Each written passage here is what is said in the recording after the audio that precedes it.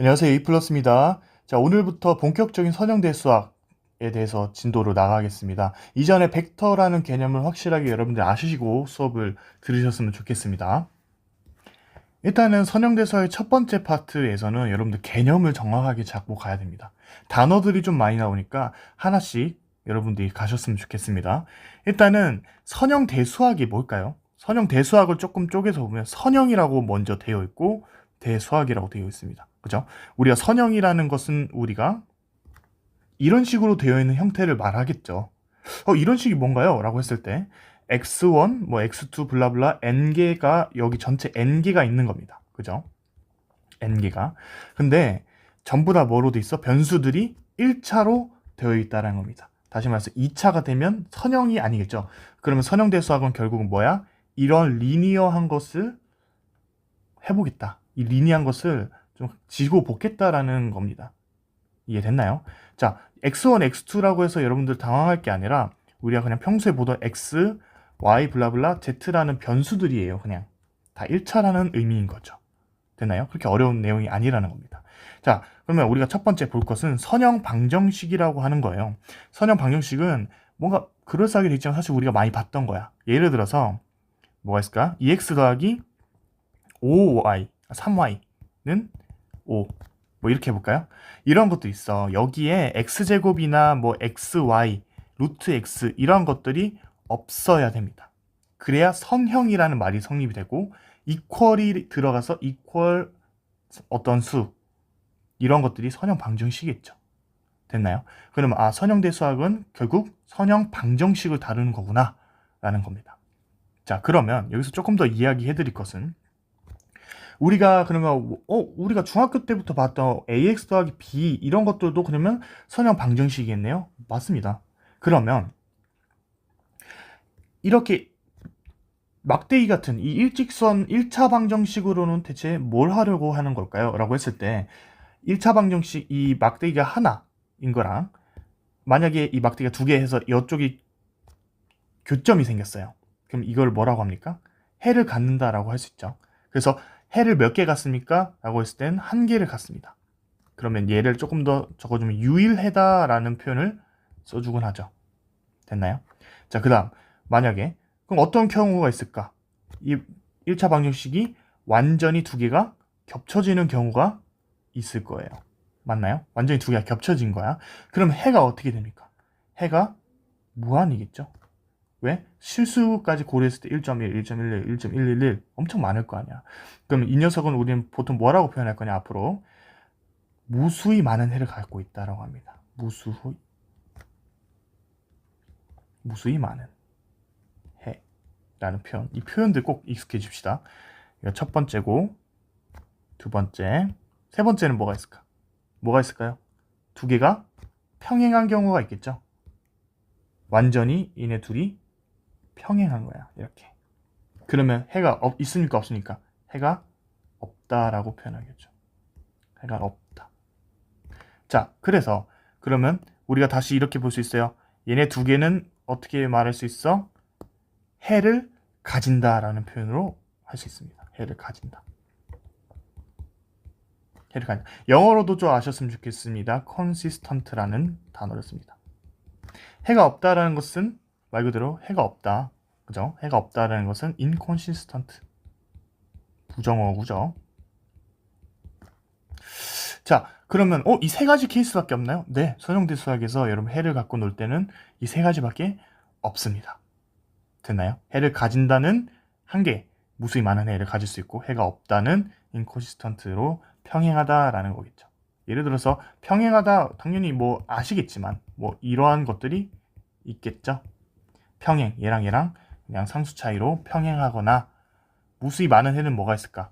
x 더하기 y는 3인데 그냥 상수배한 거야. 2x 더하기 2y는 6. 사실 얘네 두 개는 약분해주면 똑같죠? 2로 밑에 있는 식을 약분해주면 그러면 완전히 겹치잖아요. 그러면 해를 가진다라는 거죠. 잖아요. 유일해는 뭐 우리가 아무거나 뭐 식을 잡으면 되겠죠. 3과 x-y는 1 이렇게 하면 x는 2고 y는 1인 해가 생기죠. 해가 하나, 딱 하나. 이걸 유일해라라고 합니다. 자, 그러면 위에 있는 이 아까 예시 들어줬던 요거를 그냥 볼까요? x 더하기 좀 색깔 바꿔볼게요. x 더하기 y는 3, x 마이너스 y는 1. 예를 들어서 이걸 했어. 여러분들 평소에 어떻게 계산하셨습니까? 얘네 두 개를 더해주고 x는 2x는 4고요. x는 2예요. 그래서 2를 다시 여기다 대입해줘서 y는 1입니다. 라고 계산을 해줬죠. 그래서 2,1이 해입니다. 라고 표현했습니다. 맞습니까? 우리 사실 중학교 때부터 해왔던 거죠. 그래서 해 집합이라고 하는 것은 무엇이냐? 해 솔루션 셋이라고 하고 가능한 해를 전부 모아놓은 집합의 형태인 겁니다. 해를 집합했다. 그래서 어떤 식으로 적어주냐? 2,1 이런 식으로 해 집합을 적어줄 수 있습니다. 얘는 유일한 해겠죠. 됐나요? 자, 그러면 선형대수에서 해가 하나이거나 해가 무수히 많거나 둘 중 하나일 거 아니야. 해가 무수히 많다를 예를 들어서 좀 적어드리면 1,1, 1,-1 이런 것들이 쭉쭉쭉쭉 있을 것이다. 라고 무수히 많다는 이런 식으로 좀 적을 수 있겠죠. 다 적을 수 없겠지만 굳이 적어드리면 해가 없다는 어떻게 표현할까요? 해가 없다는 공집합이라는 기호를 씁니다. 해가 없다라는 뜻입니다. 동그라미에 이렇게 좀 많이 쓰이죠. 아셨으면 좋겠습니다. 자, 밑에 이제 행렬 방정식, 원소, 선형 결합 이런 것들이 있는데 사실 단어들이 조금 익숙해지시라고 다 한 번씩 맛보기로 다루는 겁니다. 자, 예를 들어서 연립 방정식 있다 해봐. 선형 방정식 개. 그리고 하나 더 설명해 드릴게. 선형 방정식이었잖아요. 여기서는 선형 방정식. 여긴 선형 방정식 개야. 근데 개라는 것은 군집의 의미잖아요. 그러니까 한 개 혹은 그 이상의 선형 방정식이 모여 있으면 선형 방정식의 선형 개라는 표현을 씁니다. 됐나요? 다시 얘가 그러면 선형 개겠죠? 이해됐나요? 자, 행렬이 무엇이냐? 자, 보면 우리가 연립 방정식을 하나 더 예시로 들어볼까요? 2x 더하기 y는 5라고 해봅시다. 하나는 x 더하기 3y는 7이야. 선형계죠? 이렇게 모여있는 것들을 선형계라고 합니다. 자, 여기서 우리가 사실 조금 익숙한 사람이라면 여기서 어떤 식으로 했습니까? 앞에 있는 개수들을 뽑아냈어요. 어떤 식으로? 2, 1, 1, 3 이렇게 뽑아내고 그 다음에 x, y equal 5, 7 이런 식으로 표현하는 것을 우리가 배워본 적 있을 거예요. 처음이시라면 제가 곧 설명해 드릴게요. 자, 그 다음에 어떤 식으로 또 볼 거냐면 이 방법을 좀 아셨으면 좋겠어. 이렇게 생각하는 것도 좀 알았으면 좋겠다는 거죠. x가 여기 보이죠? y가 이렇게 보여. x는 x끼리 묶어볼게요. x는 x끼리 묶으면 2, 1 벡터 형태로 할 수 있겠죠? 스칼라 곱을 해주면 똑같다는 것을 우리는 배웠습니다. 플러스 y로 묶을게요. 1, 3 equal 5, 7 이것도 이런 식으로도 표현할 수 있구나. 이걸 뭐라고 하냐면 선형 결합이라고 합니다. 이거 매우 중요합니다. 많이 나오니까 선형 결합 형태로 나타내시오 이런 식으로 중간에 말을 할 수 있다는 겁니다. 리니어 컨비네이션 영어로도 꼭 아셨으면 좋겠습니다. 근데 이게 대체 뭔데요? 이게 이거랑 왜 같아요? 라고 물어보면 사실 직관적으로 좀 와닿는 사람도 있을 텐데 조금 풀어서 설명해 드리면 당연한 얘기인데 이 첫 번째 벡터 있잖아요. 이 첫 번째 벡터에 스칼라 x의 형태가 곱해져 있는 것처럼 보이죠?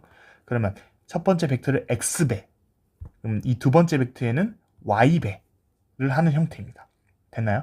이 두 개를 더해서 5,7이라는 벡터를 찾을 수 있는가, 만들 수 있는가 라는 것이 질문인 겁니다. 됐어요? 그러면 같은 거군요 라고 받아들일 수 있다는 거죠. 선형 결합으로 나타내시오 하면 이런 식으로 표현해야 되고요. 그러면 행렬 방정식으로 나타내라 하면 이겁니다.